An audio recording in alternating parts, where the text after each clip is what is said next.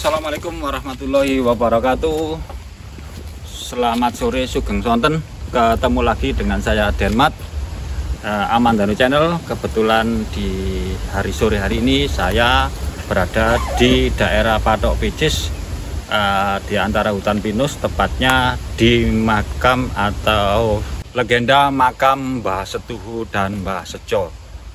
Itu teman-teman semuanya, dulur-dulur, kadang-kadang ojo lali aluse tangane sampean kabeh, ojo lali subscribe tuk drijine sampean kabeh dadi alus, driji sampean alus, aku seneng, sampean bahagia, aku sok nyeritakno sak temen kabeh.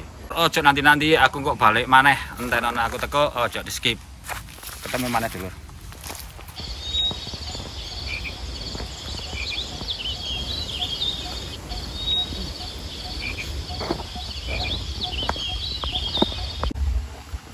Assalamualaikum warahmatullahi wabarakatuh. Dulur, ketemu maneh ambek aku. Saiki aku tepatin nang jero makame atau sareane Mbah Setuhu. Mbah Tuhu. Jadi Mbah Tuhu ini, kanca-kanca, beliaunya ini adalah bagian daripada salah satu murid dari Aji Saka, yang merupakan murid yang diperintah oleh beliaunya untuk mengambil sebuah pusaka atau kitab Aji Saka yang tertinggal di daerah Mekah. Nah, kemudian beliaunya ini berangkat. Kemudian beliaunya dengan kepatuhannya, dengan tuhunya beliaunya, dengan itu beliaunya berangkat ke sana sampai waktu yang cukup lama. Jadi akhirnya beliau melakukan perjalanan sendiri. Yang perlu saya jelaskan dulur-dulur kabeh bahwasanya beliaunya itu adalah murid yang sangat luar biasa. Di samping kuat di dalam ilmu agamanya, beliaunya juga mempunyai kemampuan batinnya atau kesaktian.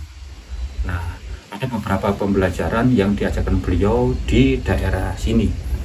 Tapi sebelumnya, kenapa beliau itu sampai ada di sini? Karena ada sebuah kondisi terlalu lamanya beliau karena perjalanan suatu tempat yang jauh. Akhirnya Mas Aji Saka memerintahkan, atau si Aji Saka memerintahkan Mbah Sejo untuk menyusul Mbah Setuhu.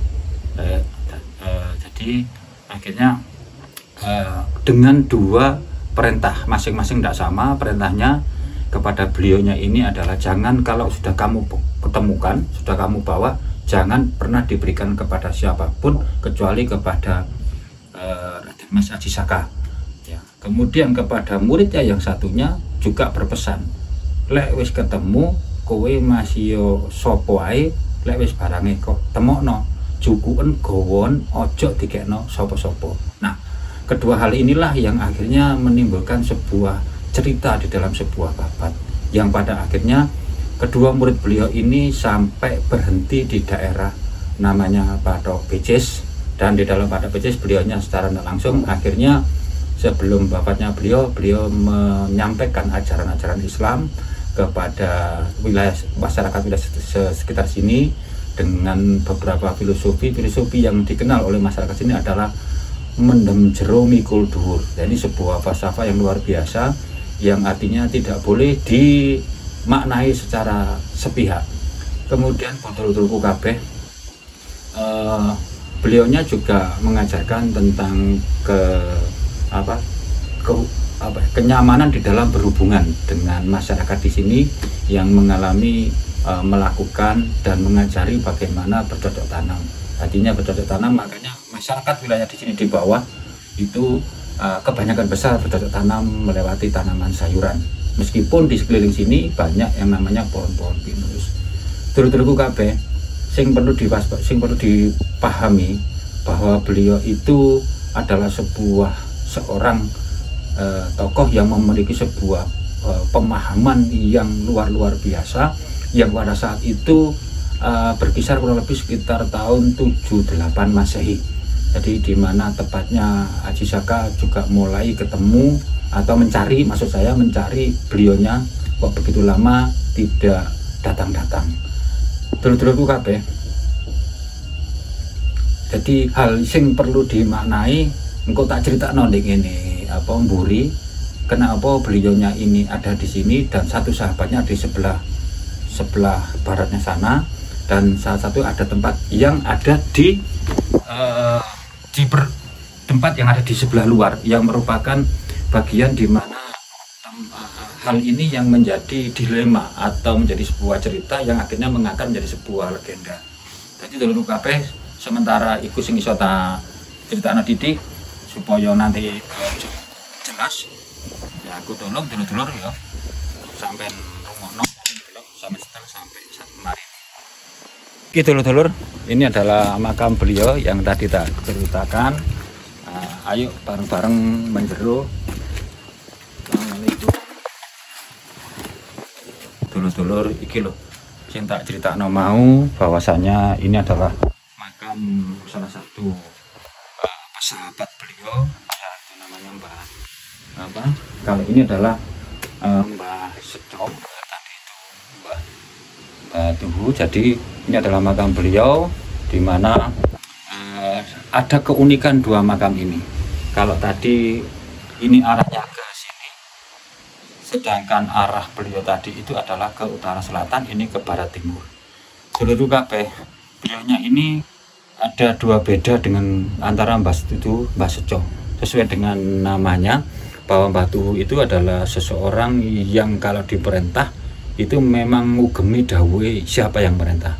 Sedangkan Mbah Seco atau yang dikenal dengan peningkatan daripada sebuah makna Mbah Seco artinya bahwa kemati kehidupan, beliau juga demikian. Begitu diberikan perintah oleh Raden Aji Saka, beliau ini juga demikian, memegang dengan segenap hatinya, dengan segenap keyakinannya yang beliaunya peroleh. Dulur kabeh. Nah, di dalam proses ini akhirnya beliaunya terjadi sebuah perdebatan yang sangat luar biasa antara sahabat-sahabat yang akhirnya mempertahankan itu sampai akhir hayatnya di daerah sini. Apa yang dipertahankan, apa yang menjadi rebutan, apa yang menjadi perihalnya, insya Allah nanti saya jelaskan dulur-dulur di sebelah luar yang menjadi bukti konkret yang akhirnya secara sejarah melahirkan adanya aspirasi kepada Aji Saka untuk membuat sebuah makna daripada sebuah huruf, yaitu huruf yang disebut dengan huruf Jawa atau huruf yang dikenal dengan huruf Jawa, yang dikenal dengan nama bahasa komunikasi pertama di Indonesia dengan adanya peradaban kurang lebih di sekitar tahun 78 Masehi, seperti apa yang saya jelaskan tadi. Ini dulur ya, nanti aku tak jak ning kono dadi sampean yo apa ben ngerti muncule dadine kaya apa, sehingga sampean nek sowan rene mun sampean terus sejarahe, sampean setekelumit, sampean paham, insya Allah memberikan sebuah wawasan nang gone awake dhewe. Dulur-dulur jangan nanti sik dulur ya. Aku tak pindah nggon nanti tak jelasno bab terakhir.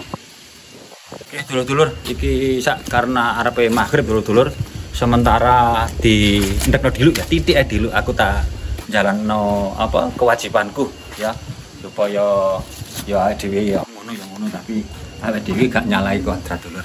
Seneng golek ilmu tapi ya dasar hukum akidah atau filosofinya agama itu ya seperti yang diajarkan beliau berdua, yaitu digawe mbek awake dhewe, dicekel jenenge awake dhewe ndarbeni nanggone ajarane agama. Sik dulur ya, aku tak mlebu.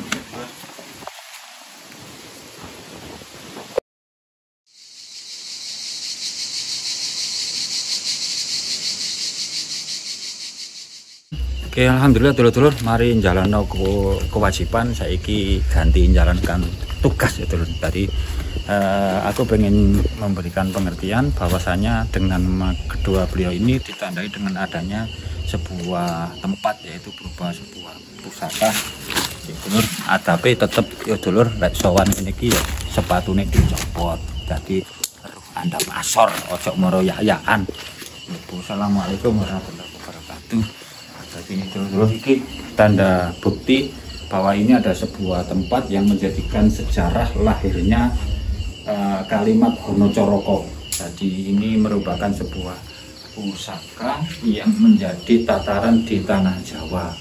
Jadi ini sebagai bukti konkret dulu setelah Mbah Setu sama Mbah Sujo ketemu di sini sampai akhir hayatnya, kemudian Aji Saka, Raden Aji Saka datang ke sini itu mengambil kitabnya yang dibawa kembali lagi ke sebelah barat, yang pada akhirnya ini menjadi tonggak sejarah lahirnya bahasa Jawa atau kitab Jawa, yang dulu ceritanya ini tidak ditutup, tapi ada seorang tokoh di sini yang menutup tempat ini supaya orang-orang tidak salah persepsi atau salah pendapat.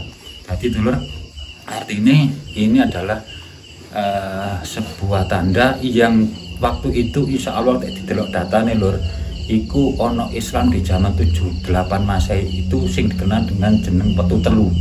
Tadi Petu Telu sito ndek ngene Mataram, sito ndek ini, sito ini ngene Jawa Barat. Jadi muga-muga sebelum cerita aku dulur-dulur nambah wawasan jenengan kabeh. Tetep balik dulur nek sowan nang rene, hadiahkan sebuah rasa syukur kepada beliaunya. Terus ojo sing aneh, ojo neko-neko, tetep jogo iki tunggake tanah Jawa, iki tundake dhewe iso ngomong gawe cara Jawa, iso nguri-nguri. Muga-muga mahabbah atau ceritane iki mang ndadekno kita sebagai orang Jawa ngerti dununge awake dhewe wong Jawa iki piye. Ono kurang lebih dulur-dulur. Iya, aku tetep ngilikno aja lali mak teko sareane makome beliaunya berdua Mbah Sejo sama Mbah Tuhu yang merupakan murid daripada Aji Saka. Mudah-mudahan mendapatkan wawasan pada diri kita, menjadikan kita menjadi manusia yang utuh, menjadi kuat, cinta pada tanah air. Ono kurang lebih dulu-dulu. Akhirul kalam, bila taufiq wal hidayah. Assalamualaikum warahmatullahi wabarakatuh. Ketemu mana dulur nang episode sing akan datang.